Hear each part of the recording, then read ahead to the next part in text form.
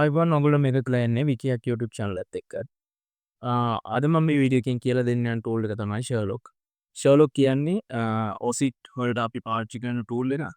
ඉතින් user name එකක් පාවිච්චි කරලා ඒ එක්කෙනාගේ social media accounts ඒවා මේවා ටික gather කරගන්න තමයි අපි මේ Sherlock කියන tool එක පාවිච්චි කරන්නේ. ඉතින් ඇත්තටම කිව්වොත් social media accounts විතරක් නෙමෙයි වෙබ්සයිට් 400කට වඩා වැඩි ප්‍රමාණයක් මේ Sherlock කියන tool එකෙන් ස්කෑන් කරලා අපි එඩ් කරන යූසර් නේම් එකට අදාළ රිසල්ට්ස් ඔක්කොම අපිට ලබා දෙනවා. රයිට්. ඉස්සෙල්ලාම අපි Sherlock tool එක අපේ ඉන්ස්ටෝල් කරගෙන ඉමු. ඉස්සෙල්ලාම මම Firefox එක ඕපන් කරගන්නවා. රයිට්. Firefox එක ඕපන් කරගෙන මම Sherlock GitHub එකේ page එකට යනවා. රයිට්. ඉස්සෙල්ලාම අපිට GitHub page එකට ගියාට පස්සේ මේ විදිහට තමයි බලා ගන්න පුළුවන් වෙන්නේ. GitHub page එක මේ විදිහට තමයි බලා ගන්න පුළුවන් වෙන්නේ. අපි පල්ලයට ගියාට පස්සේ මෙතන අපිට instructions දීලා තියෙනවා installation. මෙන්න මේ command එක තමයි අපිට run කරන්න කියන්නේ. මම මේ command එක copy එකක් ගන්නවා command එක. terminal එකට ඇවිල්ලා මේක paste කරලා enter කරනවා. enter කරාට පස්සේ අපිට බලා ගන්න පුළුවන් Sherlock project එක අපේ computer එකේ install වෙනවා. හරි මෙන්න මේ විදිහට Sherlock අපේ computer එකේ install වෙලා තියෙනවා. තවදුරටත් අපි මේකේ තියෙන guidance එක පොඩ්ඩක් කියමු. right general usage වල අපිට මේ තියෙන්නේ Sherlock මෙන්න මේ විදිහට අපිට එක user කෙනෙක් ඒ වගේම usersලා දෙතුන් දෙනෙක් වුණා search කරගන්න පුළුවන්. right අපි ඉස්සෙල්ලාම දැන් try කරලා බලමු. right Sherlock මම user name එකක් දෙන්නම්. මගේ wiki hack කියලා දෙන්න ඕනේ. right එතකොට Sherlock tool එක ආච්චි කරලා මෙන්න මේ විදිහට wiki hack කියලා තියෙන websites ඒ වගේම සියලුම social media accounts මේ විදිහට අපිට දැන් scan එකක් යනවා බලා ගන්න පුළුවන්.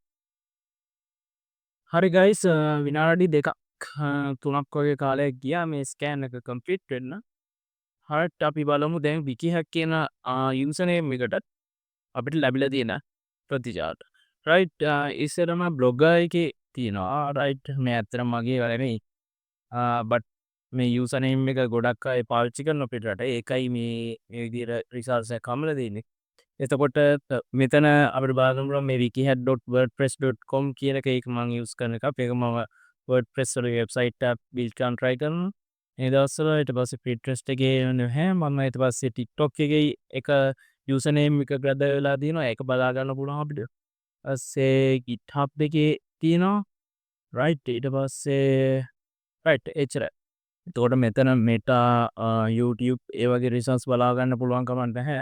ඒත් Meta වගේ result එකක් නම් අපිට නිකම්ම search කරලා ගන්න පුළුවන්. ඒත් මේ වගේ hidden value එකක් තියෙන result එකක් ගන්න Sherlock පාවිච්චි කරන එක හොඳයි. ඒ වගේම මේගොල්ලෝ කියනවා මෙන්න මේ විදිහට user name දෙක තුනක් වුණත් එකපාරට use කරන්න පුළුවන් කියලා. ඉතින් අපි help එකට යන්න නම් dash help කියලා type කරනවා. එවැගේම මේ ඉතින් help menu එකට ගියාට පස්සේ අපිට ගොඩක් details මේ බලා ගන්න පුළුවන් Sherlock tool එක use කරන්න පුළුවන් මොන විදියටද කියලා. මෙන්න මේ variables use කරාට පස්සේ අපිට ලැබෙන result එක වෙනස් කරගන්න පුළුවන්. ඉතින් ඇත්තටම Sherlock කියන්නේ basic tool එකක්. ඉතින් ඇත්තටම මේක කිසිම අමාරු ගතියක් නෑ මේවා run කරන්න. because GitHub page එකට ගියාමත් ඒකේ තියෙන guidance එක follow කරා නම් ඇති ඇත්තටම. right එනම් අදට මේ වීඩියෝ එක ඉවරයි. තවත් අලුත් tool එකකින් අපි ඉස්සරහට හම්බෙමු. ඉතින් මම මේ කරන්නේ basic වල ඉඳන් advanced වෙනකන් තියෙන tools ටික ඕගොල්ලන්ට සිංහලෙන් කියලා දෙන එක තමයි.